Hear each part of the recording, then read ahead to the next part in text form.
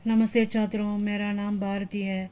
मैं Saint John's matric higher secondary school के हिंदी अध्यापिका हूँ। आज मैं आपको गद्य पाठ पढ़ाने वाली हूँ। उसका शीर्षक है टॉलस्टॉय फार्म। उसके पहले आपको मैं कोरोना से सावधान रहने के लिए कुछ बात कहना चाहती हूँ। कोरोना वायरस से बचाव के लिए पानी और साबुन का इस्तेमाल करते हुए हाथों को 20 सेकंड तक रगड़कर साफ करें। खाने के पहले और बाद, शौचालय के इस्तेमाल के बाद साबुन से हाथ अवश्य धोएं। ठीक है छात्रों, अब पढ़ाई की ओर जाएंगे। आज पाठ का शीर्षक है टॉलस्टॉय फार्म। उसका गद्यकार नाम है महात्मा गांधी। राष्ट्रपिता महात्मा गांधी का पूरा नाम मोहनदास करमचंद गांधी था।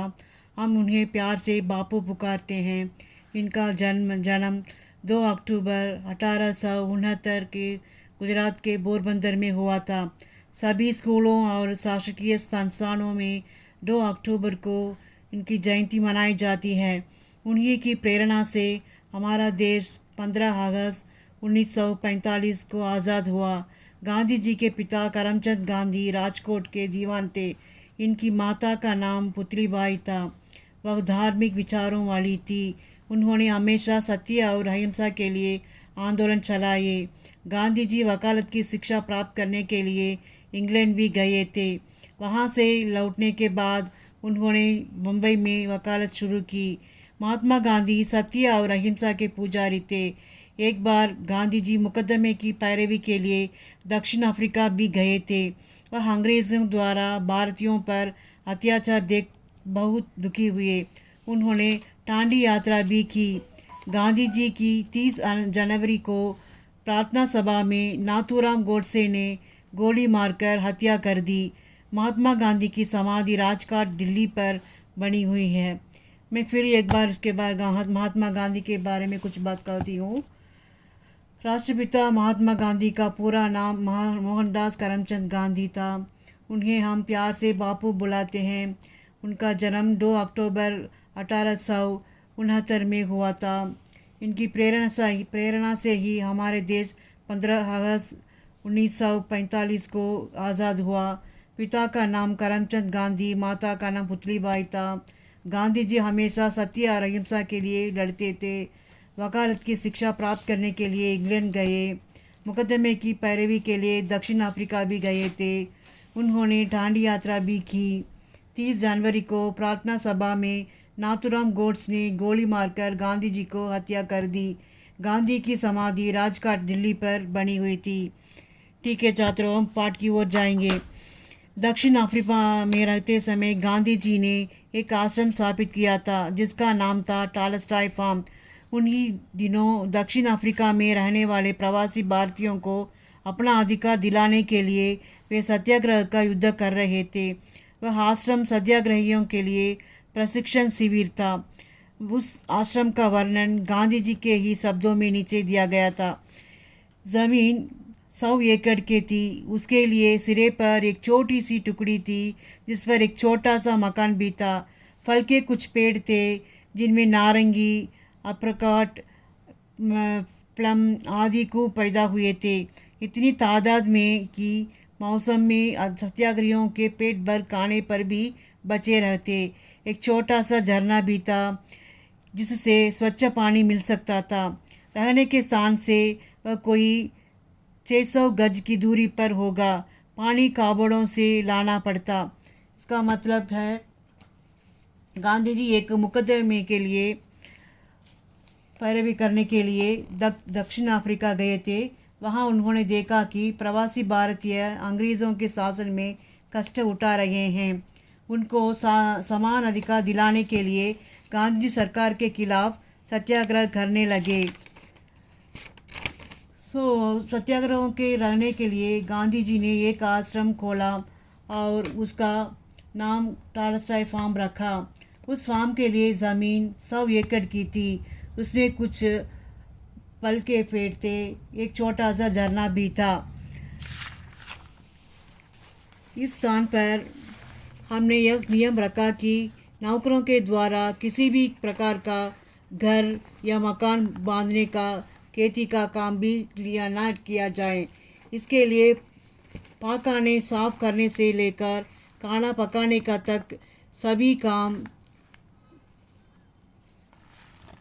कुटुंब को स्वयं ही करना पड़ता था। कुटुंबों को रखना तो था, पर पहले ही से यह नियम बना रखा था कि स्त्रियों और पुरुषों को अलग अलग ही रखा जाए। इसलिए मकान भी अलग अलग और दूर ही बनाए गए। स्त्रियों और 60 पुरुषों के रहने के योग्य मकान बनाने का फौरन निश्चय कर लिया। मिस्टर कैलनबर्ग ने के रहने के लिए भी एक मकान बनाना था और उसके साथ ही साथ एक पाठशाला के लिए भी थी।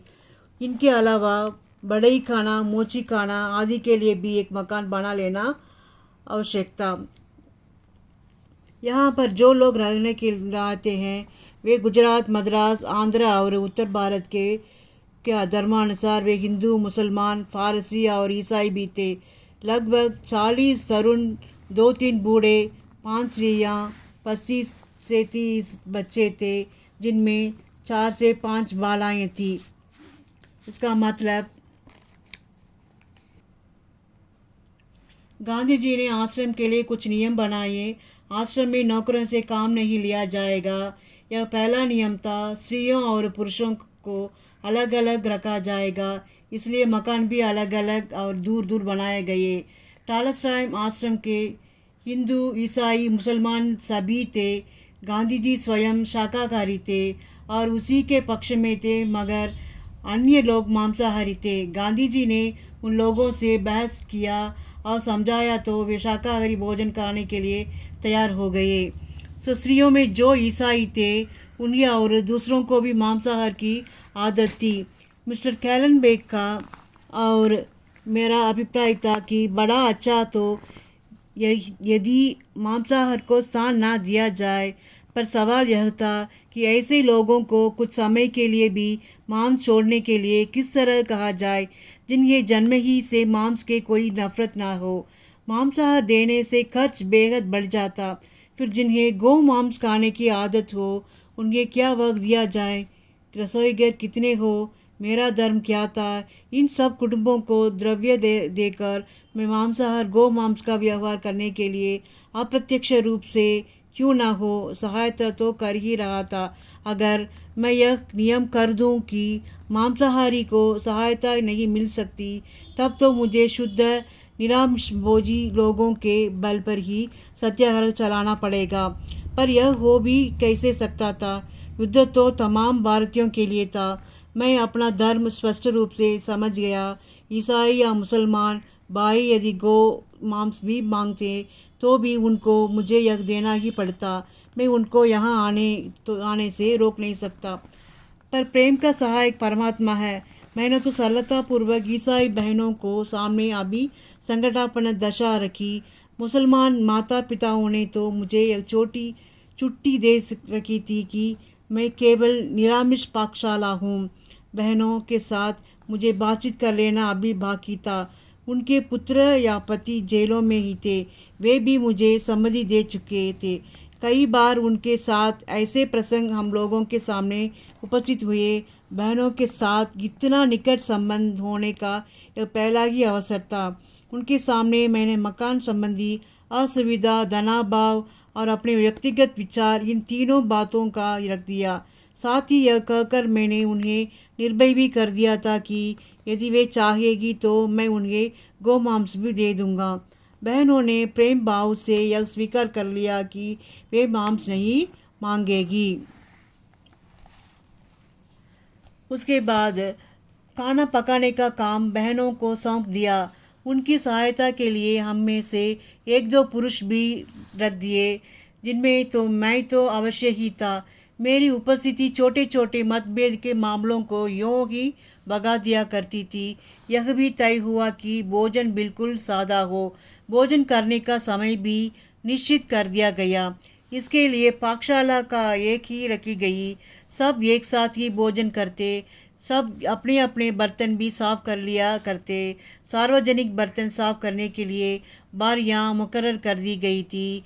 मुझे यहाँ पर यह कह देना चाहिए कि टालस्टॉय फार्म बहुत दिन तक चलता रहा, पर वहाँ ना तो कभी भाइयों ने मांसाहार के लिए इच्छा जाहिर की और ना बहनों ने। शराब, तंबाकू आदि तो पहले से बंद थे।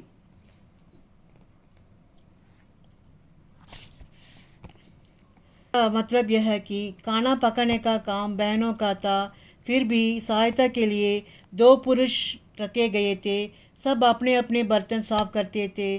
सार्वजनिक बर्तन साफ करने के लिए बारियां मुकर्रर कर दी गई थी। शराब, तंबाकू आदि आश्रम में बंद थे। सबों ने मिलकर मकान बनाए। जो आश्रमवासी सैर करने के लिए जोहान्सबर्ग जाना चाहते थे, वे सप्ताह में एक बार जाते थे। वे पैदल जाते थे और उसी दिन लौटते थे। मैं पहले ही लिख चुका हूँ कि हमारा यह भी आग्रह था कि मकान बांधने का काम हर में हम कर लें। राज तो स्वयं कैलनबर्ग ने थी। उन्होंने एक और यूरोपियन साथी ढूंढ लिया। एक गुजराती बढ़ई ने मुफ्त सहायता देना स्वीकार किया और वही दूसरे का बढ़ई को भी काम मजदूरी पर तय कर लिया। हम लोगों में जो मजबूत और फुर्तीले बदन वाले थे, उन्होंने तो हद कर दी। बिहारी नामक एक बढ़िया सत्याग्रही था। उसने बढ़ई का आधा काम अपने जिम्मे ले लिया। स्वच्छता रखना, शहर में आकर वहाँ से सामान लाना आदि काम सिंह के समान बहादुर तंबी नायडू ने अपने जिम्मे ले लिया। इस टुकड़ी में एक भाई प्रागजी देसाई थे। उन्होंने अपने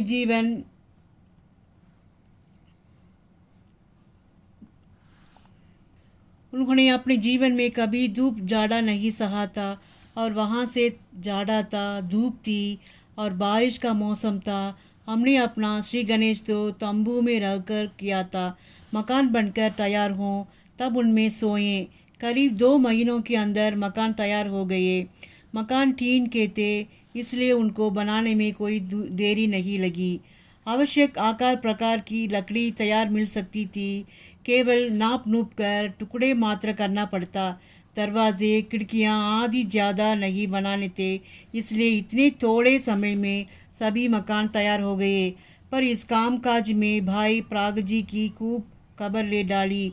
जेल की बनिस्बत फार्म का काम जरूर ही अधिक सख्त था। एक दिन तो परिश्रम और बुखार के कारण वह बेहोश तक हो गए। पर यूँ इतनी जल्दी हारने वाले आदमी ना थे। जहाँ उन्होंने अपने शरीर को पूरी तरह मेहनत पर चढ़ा लिया, अंत में इतनी शक्ति प्राप्त कर ली कि वह सबके साथ साथ काम करने लग गए। यही हाल जोसेफ रायपन का था। वह तो बैरिस्टर थे, पर उन्हें इस बात का अहंकार नहीं था। वह अधिक कठिन परिश्रम नहीं कर सकते। ट्रेन से अपना जवाब उतार कर उसे बाहर गाड़ी पर रख देना भी उनके लिए कठिन था। परंतु यहाँ तो वह भी मेहनत कर छट गए। उन्होंने वह सब यथाशक्ति कर लिया। टालस्टॉय फार्म पर कमज़ोर आदमी सशक्त हो गए और सभी परिश्रम के आदमी हो गए। इसका सार इस प्रकार है। आश्रम में प्रगा देसाई टालस्टॉय आश्रम में रहने आए थे। उन्होंने अपने जीवन में सभी धूप जाड़ा नहीं सहा था। आश्रम में रहने के लिए जो भी आए, वे सभी मकान बनाने के काम में लगे। उनमें कैलनबर्ग, बिहारी नाम के सत्याग्रही, प्रागजी देसाई, जोसेफ रायप्पन आदि के नाम उल्लेखनीय हैं। जोसेफ रायप्पन आदि कठिन परिश्रम कर नहीं सकते थे, लेकिन टालस्टॉय फार्म में वे मेहनत करने लगे। वे कमज़ोर थे, मगर फार्म में आकर सशक्त हो गए। उसके बाद हाँ, तो सैर की बात। जिनको सैर के लिए जोहान्सबर्ग जाने की इच्छा होगी, वे सप्ताह में 1 या 2 बार जाते, पर उसी दिन लौट जाते। आश्रम जोहान्सबर्ग से 21 मील था।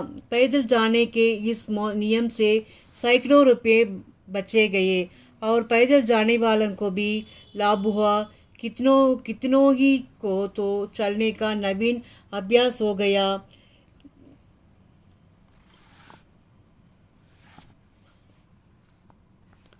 पैदल जाने के इस नियम से सैकड़ों रुपये बचे गए और पैदल जाने वालों को भी लाभ हुआ। कितनों ही को तो चलने का नवीन अभ्यास हो गया। नियम यह था कि इस तरह जाने वालों को रात के 2 बजे उठकर निकल पड़ना चाहिए। सब 6 से 7 घंटों के अंदर जोहान्सबर्ग पहुंच जाते। कम से कम समय में पहुंचने वाले को करीब 4 घंटे और 18 मिनट लगते। इसका सार इस प्रकार है।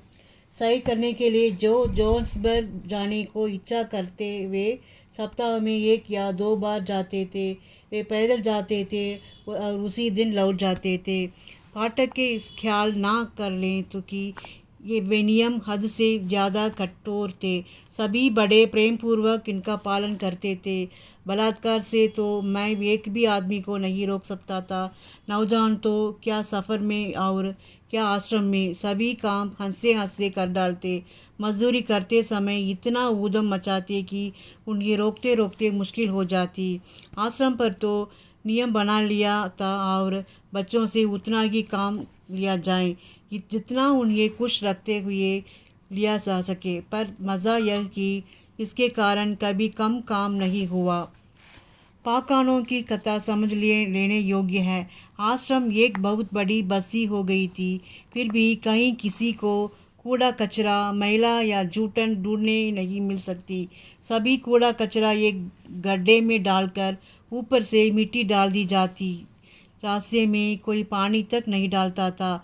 सब पानी बर्तनों में एकत्र कर लिया जाता और पेड़ों में डाल दिया जाता। जूठन और साग के कचरे से सुंदर खाद बन जाती। रहने के मकान से नज़दीक ज़मीन में एक चौरस टुकड़ा 1.5 फुट गहरा खोद लिया रखा था। उसी में सब मैला गाड़ दिया जाता और ऊपर से खोदी हुई मिट्टी दबा दी जाती। ज़रा भी दुर्गंध नहीं आती थी। मक्खी तक वहाँ नहीं भिनभिनाती थी। मतलब यह कि किसी को वह ख्याल तक नहीं होता था कि वहाँ मैला गड़ा हुआ है। अलावा इसके खेत को भी सुंदर खाद मिलती। अगर हम मैल का सदुपयोग करना सीख लें तो लाखों रुपयों खाद बचा सकें और स्वयं उन्हें अनेक रोगों से बचा जाएंगे। इसका सार इस प्रकार है। आश्रम में कूड़ा कचरा एक गड्ढे में डालकर ऊपर में मिट्टी डाल दी जाती थी। जूठन और साग के कचरे से अच्छी तरह बन जाती थी।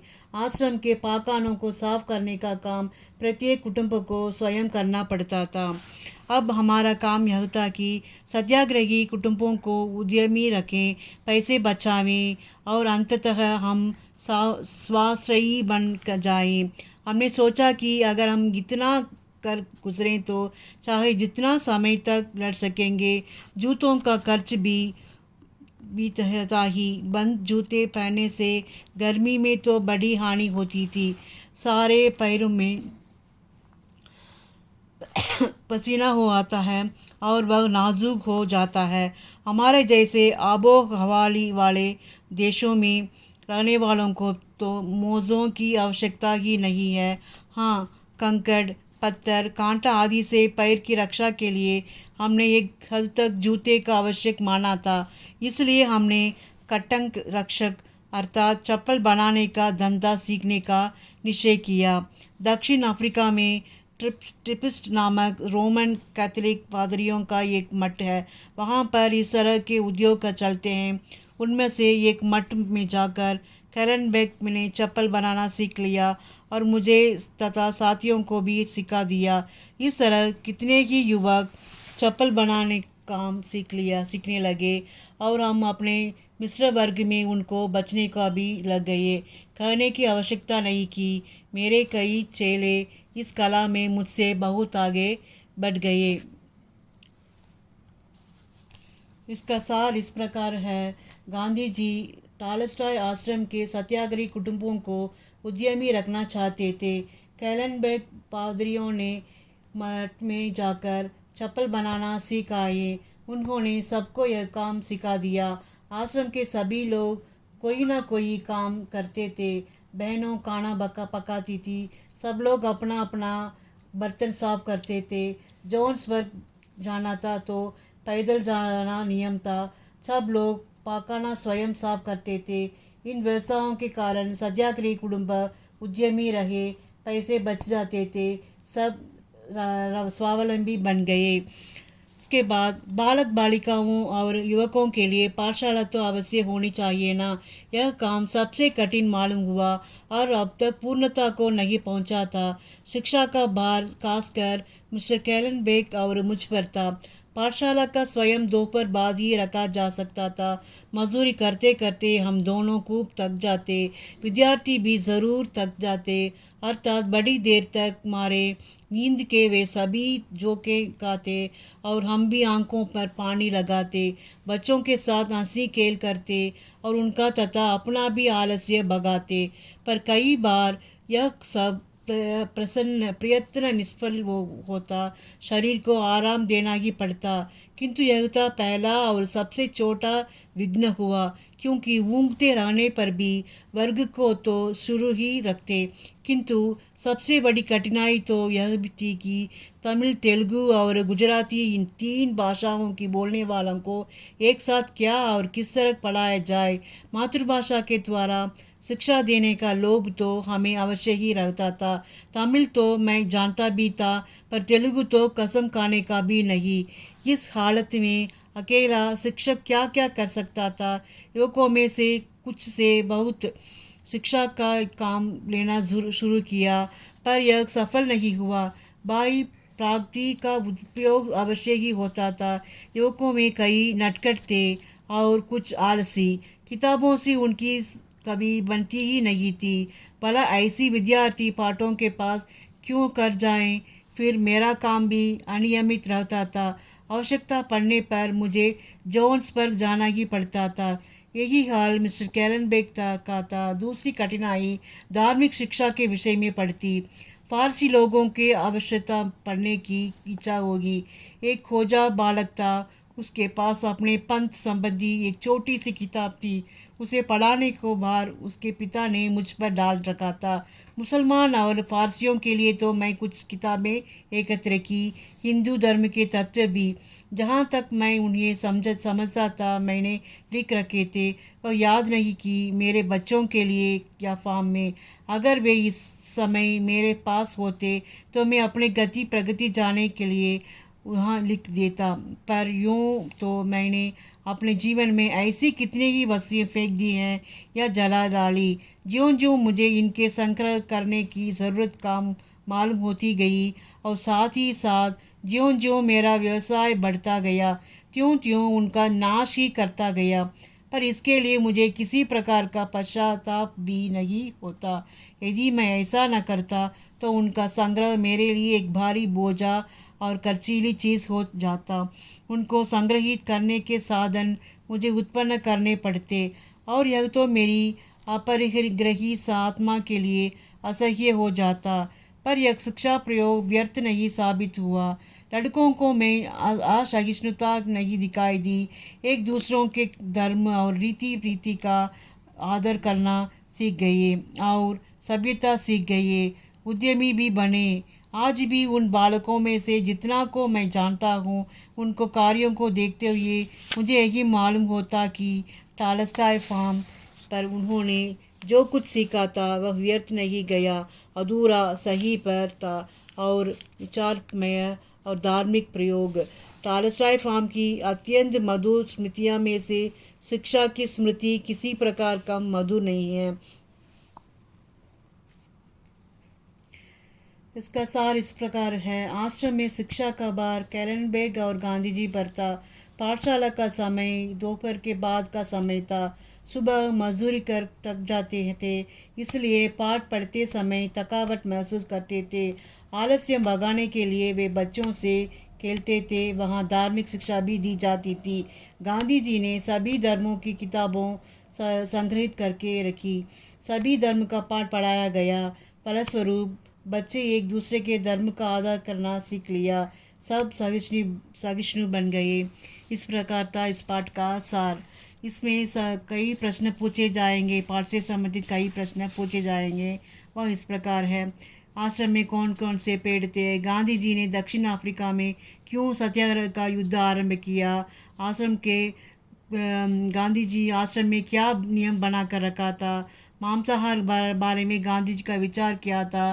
खाना पकाने और आश्रम में साफ सुथरा रखने की अवस्था कैसी थी, सत्याग्रही कुटुंबों को उद्यमी रखने की व्यवस्था कैसी थी, टॉलस्टॉय फार्म के बनावट कैसी थी, इस प्रकार के कई प्रश्न पूछे जाएंगे। ठीक है छात्रों, अगले कक्षा में मिलेंगे। धन्यवाद।